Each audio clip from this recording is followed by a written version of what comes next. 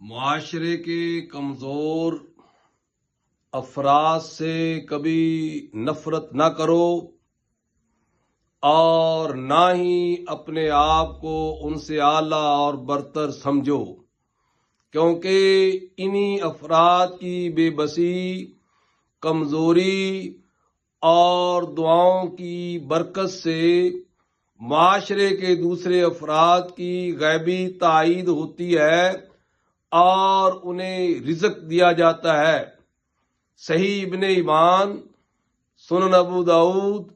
اور سنن نسائی میں فرمانے رسالت مآب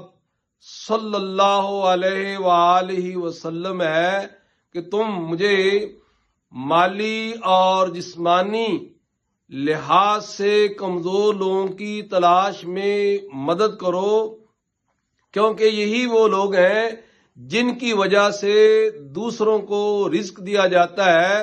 اور اللہ تبارک و تعالی کی نصرت حاصل ہوتی ہے۔ پس جو آدمی یہ پسند کرے کہ اسے اللہ تبارک و تعالی کی مدد و اعانت حاصل ہو